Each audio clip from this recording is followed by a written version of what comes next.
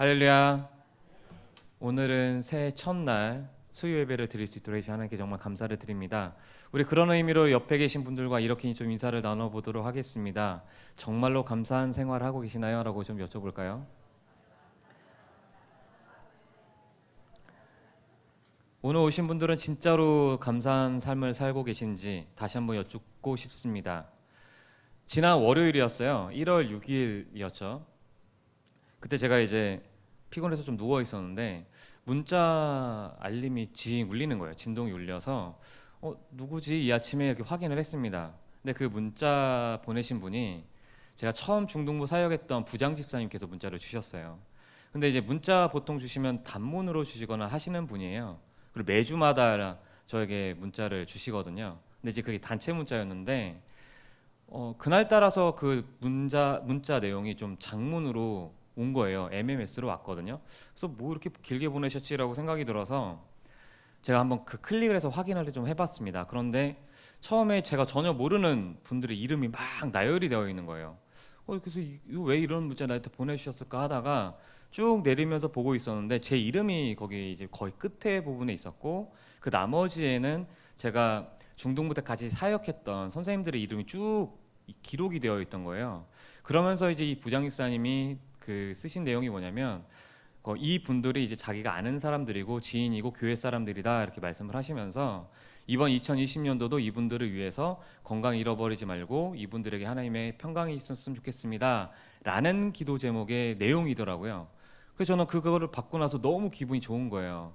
그래서 제가 부장님사님 너무 감사합니다, 저를 잊지 않고 보내주셔서요 라고 했더니 부장님이 저도 늘 감사합니다 라고 하트를 뿅뿅 날리시면서 저한테 이제 보내주셨거든요. 그래서 제가 느꼈던 게 정말 이 부분이 저를 잊지 않고 말씀드린 것처럼 이렇게 세심하게 늘 기억하시고 보내주신다는 이 자체가 너무 감사하더라고요. 그러면 여기 계신 여러분들은 보통 어떤 상황에서 감사하다는 것을 표현하고 계시나요? 아마 저처럼 대체적으로는 감사하는 상황, 뭐 이런 일들이 있을 뿐만이 아니라 정말 감사한 상황이 있다면 상대방에게 분명히 감사하다고 표현을 하실 거라고 생각을 합니다. 그러면 오늘 본문에 나오는 이 감사라는 게 바울이 지금 감사하다고 표현하는 게 과연 우리가 보통 생각하는 이 감사의 내용일까요? 제가 한번 말씀을 좀 살펴보니까 우리가 평소에 생각하는 그 감사와는 조금 다른 맥락을 갖고 있다는 것을 확인할 수 있었거든요. 그래서 이 시간에는 바울이 오늘 본문을 통해 디모데에게 주려고 했던 이 감사의 내용이 무엇인지 좀 살펴보려고 하고요. 그리고 그 감사를 왜 했는지에 대해서 우리가 좀 확인해 보려고 합니다. 우선 12절을 잠깐 보시면요. 바울은 디모데에게 이렇게 지금 말을 하고 있습니다. 나는 예수님께 감사한다라고 분명히 얘기를 하고 있어요. 그런데 이 예수님께 감사한다는 이 문장에 또 하나의 긴 그 장문의 수식어 문장이 들어 있습니다. 그게 뭐냐면 나를 능하게 하신 예수님께 감사한다라고 이야기를 하고 있어요. 단순하게 예수님께 감사했다라고만 그치는 것이 아니라 나를 능하게 하셨다, 나를 능하게 하신 예수님께 감사한다는 말을 하고 있거든요. 그러면 제가 한 번 더 여러분께 여쭤볼게요. 여기서 능하게 하신다는 말이 과연 무엇일까요? 그냥 단순하게 할 수 있게 만드신 걸까요? 제가 살펴보니까 이 능하게 한다는 말은요, 무엇을 할 수 있게 하다, 무엇을 할 수 있게 만들다라는 말로 바꾸어 쓸 수 있더라고요. 그래서 이를 토대로 다시 한번 이 구절을 말씀을 드리면 나를 능하게 하신 예수님이라는 표현은 이렇게 바꿔 쓸 수가 있어요. 나를 할 수 있게 한 예수님, 혹은 나를 할 수 있게 만든 예수님, 이렇게 바꿔 쓸 수 있다는 거죠. 즉 바울은 지금까지 하나님의 일을 할 수 있었던 그 원동력이 예수님께서 나에게 그 힘을 주셨기 때문에 가능했다라고 말을 하고 있다는 겁니다. 이런 힘은 예수님께서 주고 계셨다는 것이고 예수님께 지금 감사했다라는 표현을 적고 있다는 거죠. 사실 여기서 쓰였던 능하게 하다라는 이 단어가요, 또 다른 곳에서 똑같이 쓰이고 있는데 우리 말씀을 좀 잠깐 찾아보도록 할게요. 빌립보서입니다. 빌립보서 4장 11절부터 13절의 말씀인데요. 여기 계신 분들이 너무나도 익히 알고 있는 말씀 구절입니다. 빌립보서 4장 11절부터 13절 다 찾으신 줄 알고요. 11절부터 같이 읽도록 하겠습니다. 시작. 내가 궁핍함으로 말하는 것이 아니니라. 어떠한 형편에든지 나는 자족하기를 배웠노니 나는 비천에 처할 줄도 알고 풍부에 처할 줄도 알아. 모든 일 곧 배부름과 배고픔과 풍부와 궁핍에도 처할 줄 아는 일체의 비결을 배웠노라. 내게 능력 주시는 자 안에서 내가 모든 것을 할 수 있느니라. 아멘. 방금 이 빌립보서라는 이 서신서가 바울이 언제 쓰셨는지 혹시 알고 계시나요? 아마 이제 여기 계신 분들은 어느 정도는 알고 계실 거라고 생각이 듭니다. 바울이 빌립보서 쓸 때 어떤 상태였나요? 입모양을 이렇게 뻥긋뻥긋 보여주시는데 바울이 당시에 있었던 상황은요, 감옥에 있었습니다. 감옥에 있었고 몸을 움직일 수 없는 그 아주 좁은 공간에 있었던 거죠. 그래서 쇠사슬로도 묶여 있었을 거고요. 움직이는 게 굉장히 불편했었을 상황이에요. 그러면 우리 한번 생각을 해볼까요? 여러분들께서 그 감옥에 있었다고 생각을 하신다면 과연 바울처럼 지금 이 고백이 나왔을 거라고 생각이 드시나요? 저는 사실 생각을 해보니까 저는 자신이 없더라고요. 제가 만약 감옥에 있었다면 저는 분명히 그랬을 거예요. 왜 하필이면 내가 이 감옥에 있지? 아니 내가 돈도 받지 않고 진짜 공짜로 복음을 전했는데 그 복음을 전한 이유 하나만으로 왜 내가 이 고생을 하고 있지? 내가 무슨 부귀영화를 누리겠다고 이런 복음을 전했고 이런 왜 이 고생을 하고 있을까? 분명히 저는 이런 마음이 들었을 거거든요. 그리고 저는 이런 서신서도 아예 쓸 생각도 안 했을 거예요. 그런 마음도 없었고요. 하지만 바울은요, 그런 감옥에 있었음에도 불구하고 우리가 읽었던 것처럼 바울은 그런 불평과 불만이 없었어요. 분명히 하나님께 감사하다는 것을 분명히 빌립보서를 통해서 우리에게 말해주고 있다는 겁니다. 그래서 바울은요, 하나님께서 비록 나를 감옥에 있게 만드셨지만 하나님께서 내게 능력을 주셨기 때문에 지금 이 바울은 모든 것을 할 수 있다라고 고백을 하고 있다는 것이죠. 다시 말해서 빌립보서 4장 11절부터 12절에 나와 있는 말씀처럼 바울은 어떤 형편에서도 자족하기를 배웠다는 겁니다. 그 형편이 뭐냐면요, 비천에 처한 상황이 되었든지 그리고 풍부한 상황이든지 배부르든지 배고프든지 어떤 상황이 되더라도 그 상황 속에서 그대로 처할 줄을 알았다는 겁니다. 이것이 바로 일체의 비결, 그 상황에 처했을 때 일체의 비결을 배웠다는 거예요. 그런데 이것이 가능할 수 있었던, 즉 능할 수 있었던 것은요, 빌립보서 4장 13절에 나오는 것처럼 내게 능력 주시는 그 자, 그 안에서 가능했다, 모든 것을 할 수 있었다라고 바울이 빌립보서를 통해 말을 하고 있다는 겁니다. 그래서 지금 13절에 말하는 내게 능력 주시는 자, 이 단어가요, 바로 오늘 12절에 나오는 나를 능하게 하신 예수님, 나를 능하게 했다라는 단어와 똑같이 쓰이고 있다는 단어라고 말씀을 드리는 거예요. 결국 빌립보서와 오늘 디모데전서 1장 12절에 나오는 이 능하게 하신다는 이 단어는요, 이걸 통해서 보면 나를 능하게 하신 예수님이다, 이 뜻은 어떤 상황이 오더라도 예수님께서는 나를 능하게 하셨다는 거예요. 하나님의 일을 할 수 없는 상황인데도 그 일을 잘 감당할 수 있고 잘 할 수 있게끔 만들어주신 분이 바로 예수님이시고 그 예수님께 나는 지금 감사를 하고 있다라고 분명히 우리에게 말을 하고 있다는 것이죠. 그러면 여러분들은 지금 바울처럼 정말로 이런 힘을 주신 예수님께 감사의 표현을 하고 계신가요? 다시 말해서 누가 봐도 하나님의 일을 할 수 있는 상황이 아니에요. 예를 들면 내가 몸이 너무 아파요. 혹은 제가 아시는 분은 아시겠지만 저희 어머니가 복음 막 전하다 보면 저희 아버지의 여러 가지 탄압이 많았거든요. 그러니까 그런 것처럼 제가 교회에 너무 미쳐가지고 움직이고 있는데 저희 남편이나 또는 자식이 너무 괴롭혀요. 왜 그 고생을 하냐고. 이런 상황이거나 그것도 아니면 집에 빚이 너무 많아가지고 하나님의 일을 할 수 없는 상황인 거예요. 그런데 하나님께서는 내게 주신 그 일이 있잖아요. 물론 그 일이 하나님께서 정말 나에게 주신 일인지는 정확히 알 수 없어요. 하지만 교회를 위해서 내가 감당해야 할 몫이 분명히 있다는 겁니다. 오늘 이거 수요 예배까지 오신 분들은 대다수가 여기에 포함되시는 분들이라 생각을 합니다. 그래서 제가 여쭤본 거예요. 지금 여러분들께서는 바울처럼 예수님께 어떤 표현을 지금 하고 계시는지에 대해서 여쭤봤던 것이죠. 사실 저는 청년부에서 오늘 바울이 고백하는 것처럼 이렇게 예수님께 대해서 감사를 하고 싶어서 했던 게 아니에요. 저는 진짜 감사를 거의 안 했거든요. 왜냐하면 처음에 리더로 섬기는 그 한 1년 반 정도는 굉장히 감사하게 섬겼어요. 보잘것없는 나를 누나 형들이 나를 되게 좋게 봐가지고 나를 이 귀한 자리에 이끌어줬구나라는 그 감사함 때문에 1년 반은 정말로 열심히 뛰었습니다. 그런데 시간이 지나면서 점점 이런 생각이 들더라고요. 아니, 왜 나보다도 돈도 잘 벌고 시간도 좀 어느 정도 있고 하는 사람들은 이것저것 핑계를 대면서 다 빠지는데 나는 우리 아버지한테 욕을 들어가면서 이거를 고생하고 있는데 왜 내가 계속 이거를 해야 되지? 그리고 나 말고도 더 잘하는 사람들이 훨씬 더 많고 그러는데 난 지금 당장에 돈도 벌어야 되고 내 앞길도 제대로 가지 못하는 나를 왜 굳이 나한테 매번마다 이렇게 섬겨달라고 얘기를 하지? 이런 생각을 늘 했거든요. 그러다 보니까 저에게는 감사함이 늘어나는 게 아니라 늘 불평이 있는 거예요. 그래서 제가 누나 형들한테 늘 그랬어요. 저는 이제 안 합니다. 저는 안 합니다. 끝까지 그랬거든요. 물론 마지막에는 어쩔 수 없이 섬겼어요. 그러다 보니까 그게 한 해, 두 해를 넘어가서 임원으로, 팀장으로, 리더로 쭉 끊임없이 쉬지 않고 섬겼거든요. 그렇게 정말 지칠 법도 한데 정말 끊임없이 계속 섬기는 그 자리로 갔던 겁니다.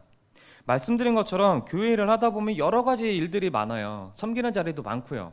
그럴 때마다 드는 생각들, 드는 마음들이 아마 저랑 비슷한 마음이 드실 겁니다. 물론 저보다도 훨씬 더 여기 계신 분들은 성숙하시기 때문에 이런 마음이 안 드시겠지만 이런 과정을 한두 번은 경험을 했었을 거라고 생각이 든다는 것이죠. 그래서 우리는 이런 모습을 가지고 있지만 바울은요, 사도행전에서 분명히 자기의 모습들을 이야기를 해주고 있습니다. 사도행전 내용들 한번 떠오르는 대로 기억을 좀 해보실까요? 사도행전에 바울이 기록했던 내용들을 보면요, 여러 가지 상황에 처했습니다. 바울은 매맞기도 했고요, 도둑질을 당하기도 했었고, 심지어는 목숨을 잃어버리는 상황까지 처했어요. 그런데도 불구하고 바울은요, 한 번도 불평과 불만을 가지지 않고서 하나님께 늘 감사했다는 표현을 쓰고 있어요. 이런 과정은요, 교회뿐만 아니라 우리 인생 속에서도 마찬가지라는 생각이 듭니다. 어떤 상황이 오더라도 내 인생 가운데 어떤 어려움이 있더라도 하나님께 감사해야 하는데 우리는 정말 감사할 때도 물론 있지만 그 감사함보다는 대체로 불평할 때가 있다는 거예요. 그러면서 이런 질문을 던집니다. 진짜로 하나님은 살아계시나요? 하나님이 살아계신다면 나한테 이런 고통과 고난을 주시면 안 되는 거 아닌가요? 늘 이런 질문을 던지면서 그 질문 속에 부딪히는 게 우리의 삶이라고 생각이 들어요. 그런데 이런 과정에서 우리가 하나 얻는 복이 있습니다. 그것은요, 하나님께서 우리에게 그런 고난과 고통을 주시지만 하나님께서 원하시는 것은요, 하나님께서 주시는 그 절대 주권 앞에서 계속 우리가 무릎을 꿇고 하나님께 나아가게끔 만드신다는 거예요. 그런 연습을 우리에게 시키신다는 겁니다. 그것이 바로 하나님께서 우리에게 주시는 복이라고 말할 수 있죠. 그리고 하나님께서는 어떤 상황이 오더라도 심지어는 정말 섬길 수 없는 상황이 올지라도 우리에게 항상 그 길에서 버틸 수 있는 그 힘을, 능하게 하시는 그 힘을 허락해 주신다는 겁니다. 바로 이것이 나를 능하게 하신다는 말이죠. 그러면 우리는 왜 예수님께 감사를 해야만 하는 것일까요? 이어서 12절에 이런 말씀이 나옵니다. 이런 우리를 충성되이 여겨주셨기 때문에 우리는 예수님께 감사해야 한다고 말을 한다는 거예요. 사실 우리는 하나님께서 우리를 충성되이 여기실 만큼 그런 가치가 있는 존재들이 아니잖아요. 그런 신실함이 있는 사람들이 아니에요. 하나님께서는 우리가 정말로 죄로 인해서 보잘것도 없고 늘 배신하는 존재들이지만 하나님께서는 우리를 그렇게 만들게끔, 즉 충성되게끔 만들어 가신다는 거예요. 그렇게 우리를 이끌어 가신다는 거죠. 왜냐하면 하나님께서는 방금 제가 말씀을 드린 것처럼 충성할 수 없고 늘 배신하는 존재들이지만 충성할 수 있도록 만들어 가시기 때문에 우리는 예수님께 감사해야 된다는 겁니다. 지금 우리의 모습을 봐도 그렇잖아요. 이런저런 핑계로 이런 섬기는 자리를 뜨려고 하고요. 어떻게든 도망가려고 하는 모습들이 바로 우리의 모습들이에요. 하지만 하나님께서는 이런 상태와 모습과는 상관이 없이 우리를 딱 찍으신 겁니다. 충성스러운 존재로 만들기 위해서 하나님께서 우리를 찍으셨다는 거예요. 이것이 바로 하나님께서 우리를 향하신 의지라고 말씀을 드리고 싶습니다. 그리고 또 하나의 이유가 있어요. 바로 12절에 또 하나 나오는데요. 하나님께서는 우리에게 직분을 맡겨주셨기 때문에 우리는 예수님께 감사해야 된다는 것입니다. 사실 우리는 늘 착각하는 것이 있습니다. 이 직분을요, 하나의 계급으로 생각을 하거든요. 앞에서 말씀드린 저조차도 그런 생각을 할 때가 있어요. 내가 전도사니까 내가 굳이 이런 일까지 해야 돼? 실제로 저는 청년부 때 이런 그 모습을 보이는 교육자분들을 실제로 봤어요. 단적인 예로 물론 그거 모습 하나만 가지고 다 판가름할 수는 없지만 인사를 하면 인사를 받아주지 않는 모습들을 많이 봤거든요. 그래서 청년들이 늘 와서 이야기를 해요. 야 윤보나, 왜 저 목사님은 왜 내가 인사를 했는데 인사는 항상 쉽지? 왜 나한테 내 인사만 받아주지 않지? 너무 많이 그런 얘기를 들었어요. 그래서 제가 실제로 그 목사님이 딱 만났을 때 인사를 제가 했거든요. 근데 진짜 인사를 안 하는 거예요. 저랑 분명히 눈이 마주쳤고 제가 인사를 이렇게 꾸벅했는데도 그냥 지나가시더라고요. 아, 이게 말이 사실이구나. 진짜 이게 맞았구나. 근데 그런 교육자들 정말 많이 봤어요. 진짜 많이 봤거든요. 그러니까 왜 그럴까? 왜 그럴까? 근데 그거에 관련해서 청년들이 실제로 상처를 많이 받았거든요. 그러니까 이처럼 우리가 직분을 맡게 되면 이상하게 알 수 없는 그 묘한 교만함이 생기게 된다는 거죠. 이런 생각들을 늘 하게 된다는 겁니다. 그런데 하나님 입장에서 봤을 때 우리는요, 모두 다 사실 똑같은 사람들이에요. 이 똑같다는 말은요, 쉽게 말씀드리면 그거예요. 누구나 다 직분이 높고 낮든 상관이 없이 누구나 다 하나님 앞에서는 늘 죄인이라는 거죠. 하나님께서 우리를 보면은 정말 다 고만고만한 존재들인 거예요. 그 고만고만한 사람들인데 그 고만고만한 사람들 사이에서 내가 잘났네, 너가 잘났네 이런 비판을 하고 투정을 부리고 싸운다는 거예요. 하지만 하나님께서 보시는 그 앞에서는 늘 우리는 죄인일 수밖에 없는 존재들이라는 겁니다. 그런데 그럼에도 불구하고 이 귀한 직분을 하나님께서 우리에게 맡겨주셨다는 게 굉장히 중요하다는 거예요. 직분을 내가 맡겠다는 것이 아니라는 거예요. 심지어는 내가 하고 싶어하는 일도 아니지만 그 직분을 맡겨주신 거예요. 그럼에도 하나님께서는 우리가 이 직분을 잘 감당하실 수 있도록 그 능력을 주셨다는 겁니다. 그 직분을 맡는 그 자리가 비바람이 불고 태풍이 불고 어떠한 어려움이 올지라도 내가 필요한 곳이라며 하나님께서는 나에게 그 자리로 이끄셨고요. 그 자리를 통해서 하나님께서 나에게 늘 이길 수 있는 힘을 허락하신다는 것이죠. 사실 이 직분이라는 것은요, 하나님께서 우리를 영광스러운 자리로 초대하시는 그 자리라는 것을 기억하셔야만 합니다. 고린도전서 4장에 보면요, 일꾼이라는 표현이 나와요. 이 일꾼이 원래 의미를 좀 제가 설명을 해드리면 배 밑에서 노를 젓는 노예들을 뜻하는 겁니다. 저희가 이제 옛날 뭐 배너 영화라든가 이런 걸 한번 생각을 떠올리시게 되면 그 뱃속 안에 그 노예들이 다 들어 있습니다. 그리고 다 한 자리씩 맡아서 이제 배를 끌 준비를 하는 거죠. 나 열심히 노를 져요. 그런데 이 노를 젓는 게 단순하게 그 노예들이 본인들이 하고 싶어서 노를 젓는 게 아니죠. 맨 앞에 제가 있고 양옆에 이제 노예들이 딱 있어요. 그리고 노를 저을 준비를 하죠. 그런데 저처럼 맨 앞에 노예들이 서 있습니다. 이 노예가 어떤 노예냐면 그 노예들 중에 그나마 이제 급이 있는 사람들이에요.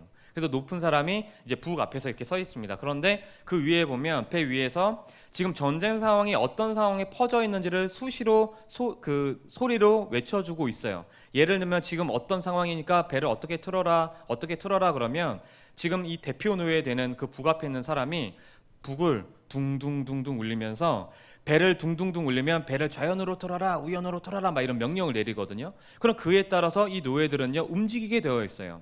그러면 생각을 한번 해볼까요? 거기에 끌려온 노예들이 내가 왜 이 짓을 해야만 하는 거지? 라는 생각을 할까요? 나는 오른쪽으로 가고 싶은데 왜 자꾸 왼쪽으로 틀라는 거지? 이런 개인적인 생각을 할 수 있냐고 제가 엿듣는 거예요. 사실 그 노예들은요 그냥 시키는 대로 할 수밖에 없어요. 내 생각과 내 마음 모든 걸 다 버리고 앞에서 시키는 대로 오른쪽으로 노를 저어라 그러면 오른쪽으로 노를 저어야 되고 왼쪽으로 노를 저어라 그러면 왼쪽으로 노를 저어야만 한 임무를 할 수밖에 없다는 거예요. 그것이 바로 이 당시에 노예들이 겪어야만 했던 일들이었다는 겁니다. 그런데 이 노예들이요, 결국 이 전쟁에서 승리를 하잖아요. 예를 들면 이제 로마에 끌려온 노예들이라고 생각을 한다면 이 로마가 그 전쟁 가운데 승리를 했어요. 그러면 이 노예들에게 주어지는 혜택이 있습니다. 그 혜택이 두 가지가 있는데요. 하나는 뭐냐면 이 노예도 로마가 승리하는 즉시 동일한 승리자가 된다는 거예요. 두 번째는 그 승리를 함과 동시에 자유함이 된다. 그 자유의 몸을 누리게 된다는 것이죠. 그래서 우리가 모든 이 노예들도 말씀드린 대로 이 전쟁의 목적이 어떠한지는 전혀 알 수 없지만 앞에서 하라는 대로 하니까 그냥 끌려가는 것처럼 우리의 인생도, 우리의 섬김도, 우리의 직분도 이와 마찬가지라는 겁니다. 우리의 인생 가운데, 우리의 직분의 모든 상황 가운데 어떠한 험난함과 위험함이 있을지라도, 그게 모든 것을 우리가 다 모른다고 할지라도 어느 역할로 부름을 받았는지 그거를 아시는 분은 오직 하나님 한 분밖에 없다는 것이죠. 그 한 분이, 그 하나님께서 우리를 본인만이 아시는 그 방법대로 우리를 그 직분의 그 자리에 우리를 각자 적재적소에 배치를 하셨다는 겁니다. 그것이 바로 하나님의 뜻이라는 것이죠. 이제 새해가 밝은 지 벌써 8일이 흘러가고 있습니다. 지금 여기 계신 여러분의 마음은 어떤 마음을 갖고 계신가요? 불과 며칠 전에 지난 주말 통해서 우리가 말씀 상경회도 했고요. 또한 주일을 지났습니다. 그런데 이제 8일이 흘렀고 어떤 마음으로 지금 직분을 감당하시려는 준비하고 계신지 다시 한번 여쭙고 있는 겁니다. 오늘 본문을 통해서는요, 바울은 분명히 우리에게 이렇게 말을 하고 있습니다. 내가 이렇게 사역을 할 수 있었던 것은 예수님께서 내가 그 일을 할 수 있도록 그 힘을 허락해 주셨다고 분명히 말을 해주고 있고요. 여기에 바울이 감사했다는 겁니다. 왜냐하면 예수님께서는 나를 충성스러운 존재로 이끄실 거고요, 늘 도망하고 싶은 나에게 직분을 주셨기 때문입니다. 그래서 이번 남은 한 주 동안 이런 하나님의 뜻을 잘 기억해서 맡겨진 직분을 잘 감당하는 한 주가 되시기를 예수님으로 기도합니다.